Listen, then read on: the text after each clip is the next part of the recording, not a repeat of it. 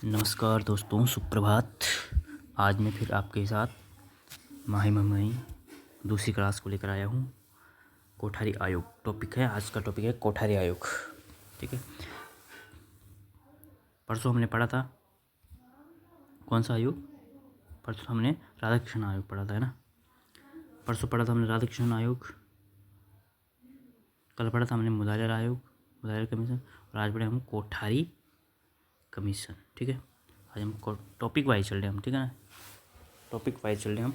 तो आज हम कोठारी कमीशन पढ़ेंगे। ठीक है, तो क्लास स्टार्ट करते हैं। कोठारी शिक्षा आयोग। ठीक है, कोठारी शिक्षा आयोग यह एक राष्ट्रीय शिक्षा आयोग था। क्या था? राष्ट्रीय शिक्षा आयोग, जिसे भारत सरकार द्वारा स्वतंत्रता के बाद नियुक्त किया गया था। कोठारी आयोग के अध्यक्ष दौलत सिंह कोठारी थे, जिसके तहत शिक्षा प्रणाली को और बेहतर बनाने के लिए एक खाका तैयार किया जाना, उसे धरातल पर पूरा करना आदि तय किया गया था। ठीक है, कोठारी शिक्षा आयोग क्या है? यह एक बहुत ही महत्वपूर्ण आयोग है। यह आपके लिए यूजीसी परीक्षा के लिए भी क्या है, महत्वपूर्ण है। ठीक है, यूपीएससी की परीक्षाओं के लिए, जैसे प्रवक्त हो गया, ठीक है, यूजीसी नेट हो गया, इनके लिए क्या है, बहुत ही महत्वपूर्ण है। तो साथियों पढ़ते हैं, देखते हैं आगे, ध्यानपूर्वक आप सुनेंगे।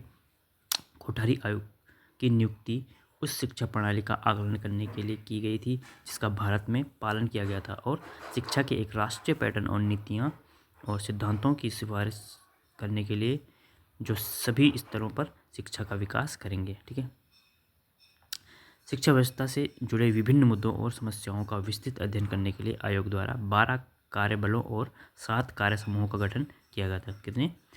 12 कार्यबलों और 7 कार्य समूहों का गठन किया गया है, याद रखना इम्पोर्टेंट है। आयोग द्वारा की गई कुछ सिफारिशों को राष्ट्रीय शिक्षा नीति 1968 में शामिल किया गया था।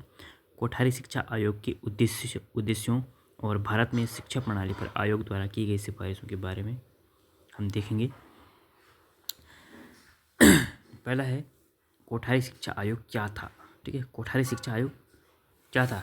कोठारी आयोग का गठन 14 जुलाई 1964 को भारत सरकार द्वारा किया गया था, और यह एक तदर्थ आयोग यानी एक अस्थायी आयोग था, जिसका गठन एक विशिष्ट कार्य को करने के लिए किया गया था। ठीक है, विश्वविद्यालय अनुदान आयोग के तत्कालीन अध्यक्ष प्रोफेसर दौलत सिंह कोठारी को इस शैक्षिक आयोग के अध्यक्ष के रूप में नियुक्त किया गया था। उनके साथ समिति के कोर ग्रुप में कुल 17 सदस्य थे। कितने सदस्य थे? कुल 17 सदस्य थे। कोठारी आयोग का एक परामर्श पैनल था, जिसमें दुनिया भर के शिक्षा क्षेत्र के 20 विशेषज्ञ शामिल थे। कितने विशेषज्ञ? 20 विशेषज्ञ शामिल थे। उन्होंने एक बेहतर शिक्षा प्रणाली तैयार करने के लिए आयोग की सहायता की थी। यह भारत का पहला आयोग था जो देश की शिक्षा प्रणाली से व्यापक तरीके से निपटा था। आयोग में 12 कार्यबल, जो हमने अभी ऊपर देखा, 12 कार्यबल शामिल थे। स्कूली शिक्षा कौन कौन से थे वो? स्कूली शिक्षा, उच्च शिक्षा, तकनीकी शिक्षा, कृषि शिक्षा, प्रौढ़ शिक्षा, विज्ञान शिक्षा और अनुसंधान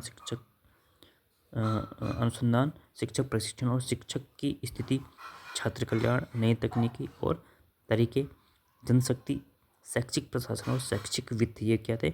12 कार्यबल थे। ठीक है, टास्क फोर्स के अलावा इसमें महिला शिक्षा पर 7 कार्य समूह भी थे। 7 कार्य समूह किस पे थे? महिला शिक्षा पर थे, जिनमें से जो हैं पिछड़े वर्गों की शिक्षा, स्कूल भवन, स्कूल सामुदायिक संबंध, सांख्यिकी, पूर्व प्राथमिक शिक्षा और स्कूल पाठ्यक्रम, ये क्या थे? 7 कार्य समूह थे। ठीक है, कोठारी आयोग ने अपनी रिपोर्ट 29 जून 1966 को तत्कालीन शिक्षा मंत्री MC चगला को सौंपी। रिपोर्ट में 4 सेक्शन हैं, जिनमें 19 अध्याय हैं। ठीक है, 4 सेक्शन और उनमें क्या है? 19 अध्याय हैं। ठीक है, अब है कोठारी आयोग के उद्देश्य। कोठारी आयोग के उद्देश्य: तीसरी पंचवर्षीय योजना के अंत में कोठारी आयोग शैक्षिक आयोग को निम्नलिखित उद्देश्यों के साथ नियुक्त किया गया था। पहला है, शैक्षिक पुनर्निर्माण के लिए एक नया और अधिक दृढ़ प्रयास शुरू करने की दृष्टि से व्यापक रूप से शैक्षिक प्रणाली की समीक्षा करना, और दूसरा, एक शैक्षिक पैटर्न और नीतियाँ तैयार करना जो सभी पहलुओं और सभी स्तरों पर शिक्षा का विकास करेगी और भारत सरकार को इसकी सिफारिश करेगी। ठीक है, अब है कोठारी आयोग की सिफारिशें। क्या है? कोठारी आयोग की सिफारिशें। तो कोठारी आयोग की सिफारिशें क्या थी?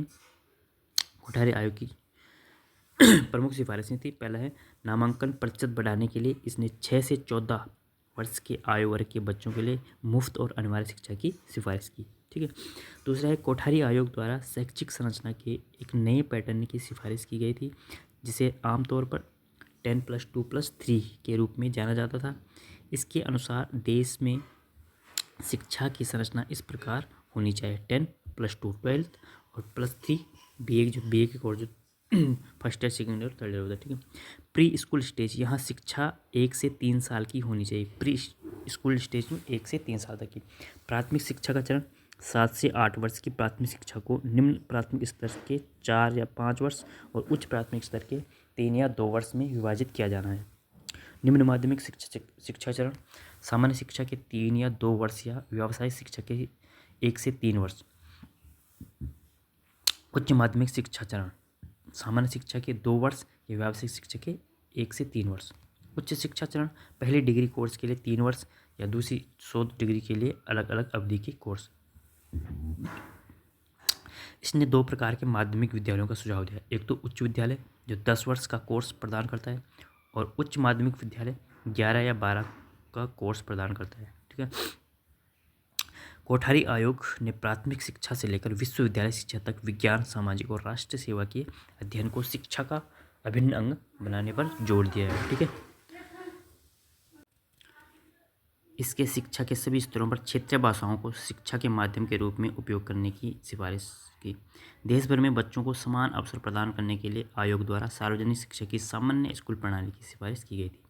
इसने सिफारिश की कि सामान्य और व्यावसायिक दोनों पाठ्यक्रमों में निचले और उच्च माध्यमिक स्तरों पर बड़े पैमाने पर अंशकालिक शिक्षा प्रदान की जानी चाहिए। आयोग ने प्रवेश की आयु 4 वर्ष से कम न करने पर जोर दिया। आयोग ने सुझाव दिया कि उच्च स्तर पर व्यावसायिक और सामान्य शिक्षा के लिए कार्य अनुभव अनिवार्य किया जाना चाहिए। शिक्षा के स्तर में सुधार के लिए कोठारी आयोग ने राष्ट्रव्यापी कार्यक्रमों को लागू करने की सिफारिश की। सार्वभौमिक नामांकन और प्रतिधारण प्राप्त करने के लिए आयोग ने स्कूलों को उनकी संरचना और सुविधाओं में सुधार करने की सिफारिश की। इसने सभी शैक्षणिक संस्थानों में पुस्तकालयों की स्थापना पर भी जोर दिया। अगला है प्रत्येक राज्य के लिए राज्य शिक्षा विभाग की स्थापना उस विशेष राज्य की शिक्षा से संबंधित सभी मामलों और जैसे विकास, कार्यान्वयन, निरीक्षण आदि से निपटने के लिए कार्य किया। अगला है इसने स्कूली शिक्षा से संबंधित सभी मामलों पर केंद्र सरकार को सलाह देने के लिए राष्ट्रीय शिक्षा बोर्ड की स्थापना की सिफारिश की। अगला है आयोग ने एक त्रिभाषा सूत्र प्रस्तावित किया, जिसका शिक्षा के निम्न माध्यमिक स्तर पर पालन किया जाना है। उस सूत्र के अनुसार एक बच्चे को निम्नलिखित भाषाएं सिखाई जानी चाहिए। ठीक है। त्रिभाषा सूत्र किसका है? कोठारी आयोग का। द्विभाषा सूत्र किसका था, जो मैंने पीछे पढ़ाया था? आप कमेंट बॉक्स में लिखना, सभी बताएं कमेंट में कि द्विभाषा सूत्र किस आयोग किससे संबंधित है। ठीक है। त्रिभाषा सूत्र तो कोठारी आयोग से है, और द्विभाषा सूत्र किससे है, सभी कमेंट में लिखेंगे। क्षेत्रीय भाषा या मातृभाषा। ठीक है। निम्नलिखित भाषाएं उस सूत्र के अनुसार एक बच्चे को निम्नलिखित भाषाएं सीखी जानी चाहिए: क्षेत्रीय भाषा या मातृभाषा, संघ की राष्ट्रीय भाषा अर्थात हिंदी को, कोई एक आधुनिक भारतीय या यूरोपीय भाषा जो न तो कोर्स का हिस्सा है और न ही शिक्षा का माध्यम है। 3 भाषाएं कोठारी आयोग ने अपनी सिफारिश में कही थी। अगला है इसने केंद्र से कॉलेजों और विश्वविद्यालयों में महिला छात्रों के लिए छात्रवृत्ति कार्यक्रम शुरू करने की सिफारिश की। अब है कोठारी आयोग की सिफारिशों का कार्यान्वयन। ठीक है। कोठारी आयोग की सिफारिशों का कार्यान्वयन कैसे होता है?